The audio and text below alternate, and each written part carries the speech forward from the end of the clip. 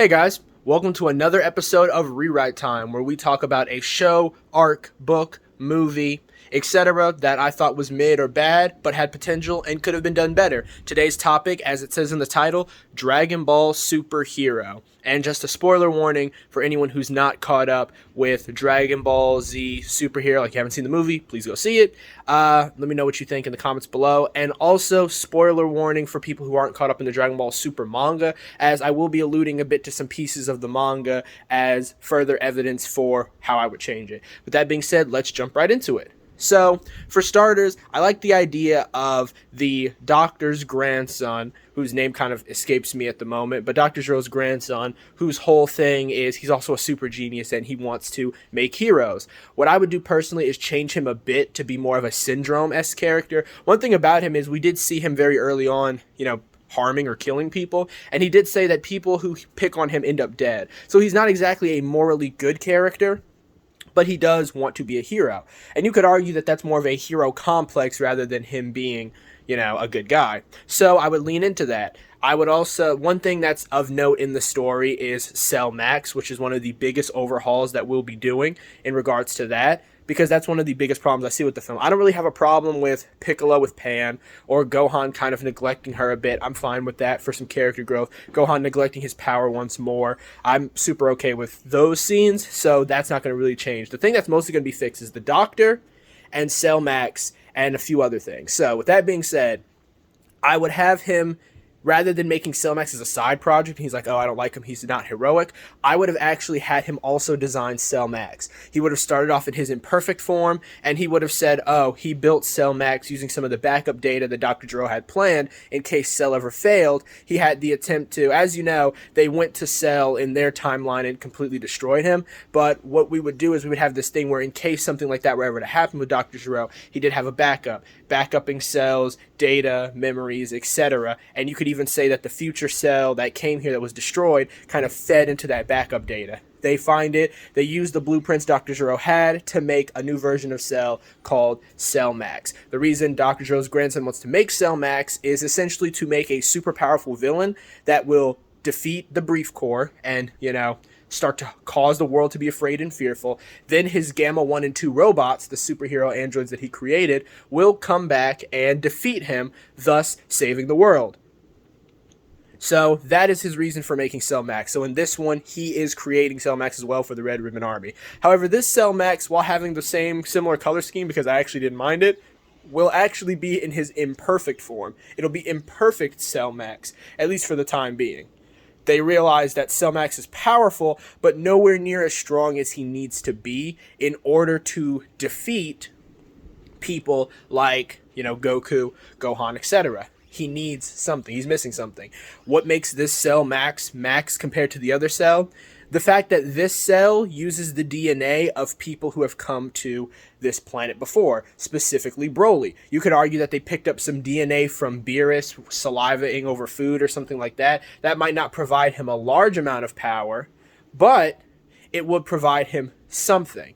You could also, if you wanted to get super technical, you could say that because Whis eats and stuff like that as well, and I doubt Whis cleans his plate, and even if he does, there'd be saliva on the plate if he licked it clean.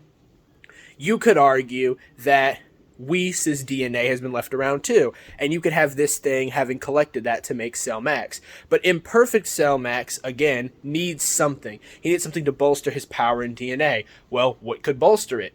Majin Buu. They realized that Majin Buu's odd DNA structure and how his cells and body operates could actually fill in the gaps for Imperfect Cell Max. So they send in Perfect Cell to fight Majin Buu.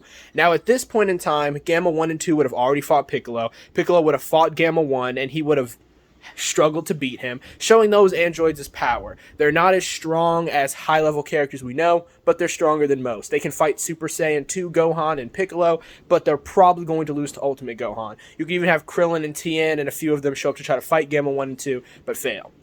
Imperfect Cell shows up. He shows up to fight Majin Buu, and he is superior to Majin Buu, showing that his strength is a bit above Super Saiyan 3 Goku's was during the Buu saga. Too strong for Buu, but not unbeatable. As he's going around and fighting, everything seems to be kind of bad. He gets some of Buu's DNA, and when he decides, I'm going to eliminate him as well. Something that kind of foreshadows his programming not working exactly right, as the other cells' a desire to be perfect is starting to overcome this one, whose primary thing is to be a villain. That is when Goten and Trunks show up. Goten and Trunks show up, they fuse as Gotenks, and they body in Perfect Cell. If you wanted, you could even have Android 17 and 18 show up, have it be a little cathartic for them, for revenge for what happened, and have them beat on Perfect Cell, or Imperfect Cell. They beat on him a bit, he retreats, and they're like, what the hell was that? Cell is back, what's going on? Piccolo does something kind of similar. He realizes that Imperfect Cell's power is not as great as he thought. It's powerful, but not something that can't be managed considering how easily Gotenks bodied him. He realizes that Ultimate Gohan is stronger than Gotenks, which is obvious, but he's inferior to Super Saiyan 2. Like, Super Saiyan 2 Gohan is weaker than Super Saiyan 3 Teen Gotenks, which, by the way, we got shafted on that, so I definitely have Super Saiyan 3 Teen Gotenks in here. So Piccolo decides to go through with this plan of fake kidnapping Pan, having Gohan show up. We can still have that scene of Gohan going crazy because that was awesome, with the whole premise of this being Gohan bodying Imperfect Cell. Piccolo infiltrates, he has Pan. He doesn't know why the DNA was taken, and just in case, to prepare, he makes his wish on the Dragon Balls. However, one thing that changed is this. In this scenario, the dragon is going to grant his wish of power, but the dragon reveals something to him. He reveals that Nail is actually a conglomeration of multiple different Namekian warriors with a lot of potential and power, which is why Nail was so strong. He also reveals that Kami had also not tapped into his true potential, neither had Nail. And because Piccolo is a fusion of multiple different Namekians, more than he'd realized, Shinron has the potential to unlock the true potential of every Namekian that's fused with Piccolo, thus combining all of their power into one. When he gets that wish granted, bam, it's the closest Piccolo will get to God power. You can even have him, like, feel the energy, realize how much stronger he's gotten. He realizes at this point, he might even be stronger than Ultimate Gohan. He feels his power, and he thinks back to Golden Frieza, or even Jiren. He can think back to a character whose ki he could sense, because he can't sense God ki, and he can think about how in this form, while he wouldn't be able to fight them, he would have been strong enough to beat certain people in the Tournament of Power. Bam. We've solved that. Keep in mind how much more powerful Goku is from before the Tournament of Power to after. So him scaling to to Golden Frieza from the Frieza arc actually can still work for his power scaling later. But we'll get to that in a bit. So right now he's chilling. Push comes to shove. If Gohan can't beat Imperfect Cell, he's confident that he is strong enough to do so. So he's perfectly fine. However, when Gohan shows up and goes berserk, and, Super Saiyan 2 Gohan is fighting Gamma 1, and, Piccolo does the thing where he sees him, getting beaten up, and he's like, he does the thing beforehand where he pretends to threaten Pan. Gohan goes ultimate, he's like, yes, Gohan's back, and then when Gamma 1 tries to step in, he interferes, and he starts beating, or when Gamma 2 tries to step in, he interferes. He beats on Gamma 2 pretty badly with his new power-up. Gamma 1 is getting bodied by Ultimate Gohan. The dude just says, okay, screw this, implement my plan. Semi-Perfect Cell, Max. Because this time, thanks to the DNA, he's now Semi-Perfect Cell. The Majin Buu DNA was used to bind his shit together.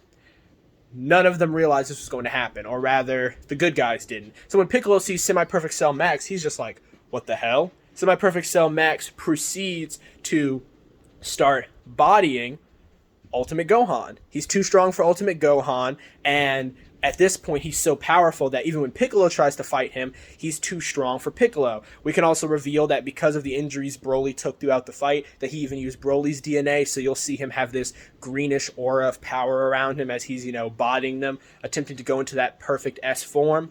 And it's only as he's bodying Gohan that Pan tries to go in and help, that Piccolo taps into even more of his power as he's losing to Semi-Perfect Cell, and he becomes Orange Piccolo, a Namekian who pulls out every scrap of potential. And what we can do is, this can hint at, Orange Piccolo can be, I like that Ultra, and this is the spoiler I mentioned, I like that Ultra Instinct Mastered and Ultra Ego, which is Vegeta's alternate form, are transformations that give them an extra boost in power, but they also give them something greater. Ultra Ego makes it so that whenever Vegeta takes more damage, his own ki and power increase, and Ultra Instinct is the opposite. Your power and stuff increase as you're dodging and avoiding your opponent's attacks. So I want Orange Piccolo to represent a new power or new form. What I would give Orange Piccolo is an enhancement of everything that makes Piccolo Piccolo. So similar to Luffy, he can grow specific body parts to be gigantic, which doesn't really increase their power, but it makes it harder for the opponent to dodge. Orange Piccolo's hearing is so enhanced that just like Dispo from this Dragon Ball Super Tournament of Power, he can hear his opponent's muscles moving. He can say, I can even hear your tendons and your blood flowing. So, nothing can escape me in this form. And you could have him use his telekinesis to an even greater extent, and Orange Piccolo starts bodying Semi-Perfect Cell. Semi-Perfect begins having an identity crisis, flashing back to Super Vegeta. And but unlike Vegeta, when he tries to, hamper in him like, please just let me achieve my perfect form and all that, Piccolo's like, no, we've done this song and dance. I know how that's going to go. Absolutely not. So his plan is to blow him apart. What he fails to realize is throughout this fight, as he's been, blasting body parts, tearing him apart, even though Semi-Perfect's been regenerating them, because he has Majin Buu's DNA, those body parts can operate in a form of independency. And one other thing that I would add in, so Gamma 1 and 2 in this story, they did mention that they can fight at 100% efficiency as long as they have energy, which kind of contradicts something about the androids as a whole, which beforehand was just they can fight at 100% until they lose. So I would say that the reason that difference is here is not just an android retcon, but that Gamma 1 and 2 were made with a different energy core, a more refined one, so they can draw out even more and greater power than Android 17 and 18 could. Semi-Perfect Cell realizes that those energy cores can greatly boost his own power, and so using those body parts and the fact that Gamma 1 and 2 are already severely injured from the fight with Piccolo, by the time Goten, Trunks, 17, 18, and all of them show up, he successfully absorbed Gamma 1 and 2, using his disabled body parts, absorbing them similar to what Buu did to Gotenks and Piccolo. And as they're absorbed, bam, he becomes Perfect Cell Max. He has the same color scheme, only instead of having the greenish parts and red, green, and black, he would be red, black, and gold. The golden form would represent the Frieza DNA he's got, but his aura is bright green, representing Broly's DNA. And you can even say because of some of the Whis' DNA, he's even mastered his ability to move, basically, on his own. Orange Piccolo sees how much more powerful he's gotten. Dr. Gero's grandson begins to despair because, oh no, my androids, my heroes, how can I become the future hero now? And one thing in the movie is that Cell Max had a specific weakness, and I would still have the Doctor put that weakness in with the mindset of just in case Gamma 1 and 2 are too weak, they just have to hit the weakness and Cell will instantly go down. But since he couldn't have anticipated Semi-Perfect Cell evolving into Perfect Cell, he doesn't know if Perfect Cell still has that weakness anymore, so he's like, oh shit. He did have a failsafe because he's a genius, and he knew that Cell would evolve, and that failsafe is that but that failsafe will come up later. For the time being, Perfect Cell seems like a monster. With just a single attack, Ultimate Gohan is sent flying with ease. Orange Piccolo is the only one who can put up a fight, as 17 and Gotenks, Super Saiyan 3, and all 18 of them are failing to do any damage, basically just annoyances. Granted, 17 is able to hurt him somewhat because of how powerful 17 is, but ultimately even 17 goes down. So Orange Piccolo is the only one who can put up a fight. But as the fight goes on, even though he had the power at first to potentially do something, Perfect Cell Max is growing stronger and stronger. This is where the DNA shit comes in hand. See, Broly's power grows without limit.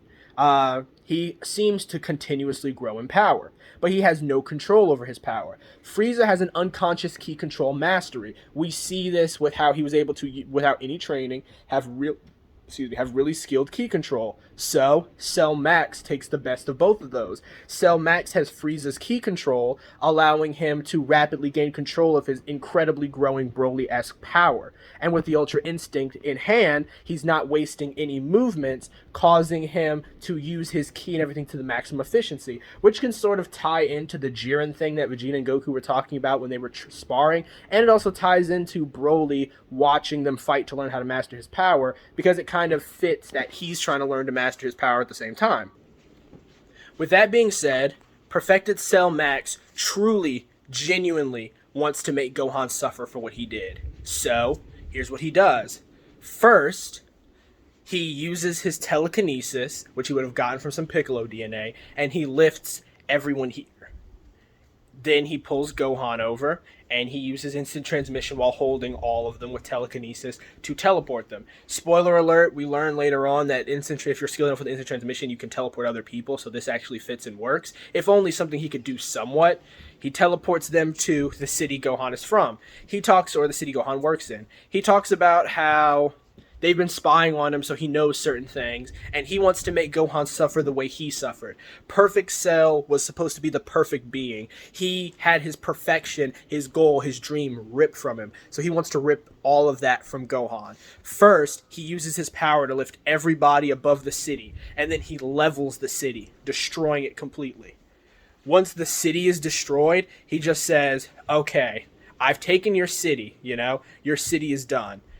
I've proven that you cannot beat me. He even holds him telekinetically and then pulls him closer and just grabs him with his tail or even with his hand and chokes him. And he's like, I've taken your power because you can't stop me. I've taken your city. And Gohan starts trying to reach out to sense Videl, wondering if Videl got caught in the crossfire. But Cell Max's aura is so overwhelming that when he's that close, he can't even really sense anything.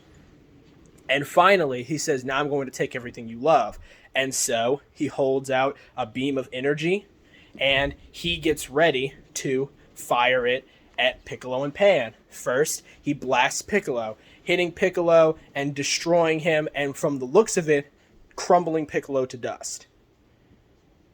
And then, when Gohan sees this, at first he's just shocked, he's angry. And then all that anger comes to a head when he points his finger towards Pan. And right as he's about to blast Pan in the same way, Gohan achieves his transformation, Gohan Beast. Now, Gohan Beast is kind of like an name, but let's just stick with Gohan Beast for now, because this is more about the story and less the naming. But I would change the design of Gohan Beast. I don't like the long silver hair. I think keeping the red eyes is cool, but keeping Gohan in mystic form, but giving him a different aura would be cooler. Maybe give him an aura that matches those eyes. So a silvery white or reddish aura, but have him keep his hair normally. Keep it black, keep it pointed, but don't make it as long and don't make it silver.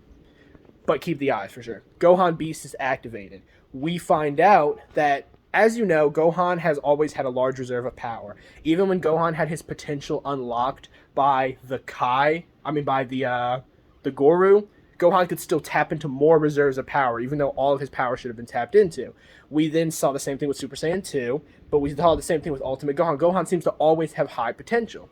That's what we're going to tie into. As a hybrid, Gohan has unlimited potential. Broly can grow powerful without limit, constantly breaking his limiters, as can Goku and Vegeta. Broly just does it quicker. But Gohan has no limits. There's no limit to how powerful Gohan can get outside of what his body can handle, which also ties into what Piccolo's been saying, that Gohan needs to condition his body more. I like that Ultra Ego, Ultra Instinct, and Broly's transformations give them different things, so Gohan Beast will give him something too. Gohan Beast has Gohan's power climb exponentially over time. So as Cell Max is, excited, he's going to crush him, but now he'll prove it, and they fight. The fight starts pretty even at first, Gohan Beast tries to hit him. He fights basically almost animalistic. Gohan Beast is attacking him, violently pursuing him, blasting him with ki beams, and Cell almost looks regal and calm in comparison. We can have a Gohan that's more berserk in his anger versus, Cell, something that you don't really see with the hero versus the villain. It could be a contrast to Broly versus Goku, where Broly was the rampaging monster and Goku and Vegeta were the calm ones. We can swap that here. But Cell has a problem. With every punch and kick dodged, Gohan is getting closer and closer to hitting him. Until finally he scrapes him, and he's just confused. The scrape turns into a blow, the blow turns into a solid hit, and he realizes very quickly that he's getting overwhelmed. His power, and at first he thinks to himself, what's happening? What's going on? My power isn't growing. And then he realizes his power is growing. Gohan's is just growing exponentially. And as this is happening, he's trying to get more and more power, but Gohan's just overwhelming him. However, Gohan's body is breaking down. We can see Gohan bleeding a bit from his nose. And at first it's a slight dribble, but it's turning into some. And some people who are onlookers start to realize that Gohan's body is breaking down. He hasn't conditioned enough. He can't maintain the power. However, this is where the semi-perfect to imperfect to perfect Cell failsafe came in. In the inevitable event that Cell evolved too much for them to control, the Doctor put in another failsafe. He didn't completely bond Cell's DNA with Majin Buu's. Cell's DNA cannot handle all that power, and the stronger Cell gets, the more his body breaks down. So Cell's body starts to break down in a way that he can't regenerate. He can regenerate from Gohan's moves, sure, but he can't regenerate from his own body breaking down. Neither of their bodies can handle their power, and as the two of them have a clash, Gohan clashing a Kamehameha with Cell's own Death Beam, or his own Kamehameha, as the two attacks clash, the resulting destruction fucks up a bunch of shit around them. And only when he looks down and sees Pan almost caught in the crossfire. You could have Pan be nearly caught and injured. Shoot, you could even have 17 having gotten up and covered everyone in that super OP energy barrier. But he looks down and sees that took everything Cell had to, it took everything 17 had to block that attack. And he just looks down and sees 17 is down from his own attack, and Pan's crying out to him. And that's when he kind of starts to sort of snap into it. He gets hit in the process, and it does quite a bit of damage. And then when Pan throws a rock at him and hits Cell, doesn't do anything. But when Cell is pissed and goes to turn on her, that's when Gohan, blasts him back, lands next to Pan, and realizes that, he's not going to shirk his responsibility anymore. He's going to stand right in front of her, he's going to beat Cell, and he's going to protect her simultaneously. Kind of a nod to the father-son Kamehameha, but with the two of them. She can't fire Ki Beam, so she's mostly there for moral support at the moment. Having her pay off the flight thing by flying away from some residual destruction could still work as well, so I'd still have that included in with the destruction they're causing. Cell decides, fuck it, I'm just ending all of this. And he just finishes it off with this with a giant green and black orb. He hit him with, their first clash was the final Kamehameha versus just the Kamehameha, but now it's Broly's Omega Beam, I think is what it's called, and Frieza's Death Ball fused into one attack. So Gohan realizes that in terms of raw, overwhelming power, such an attack, it's pumped so much ki into it that even if Gohan can clash with it, he doesn't know if he can overpower it. So then Gohan realizes that he can't beat it head on, he needs to break right through it and hit Cell directly.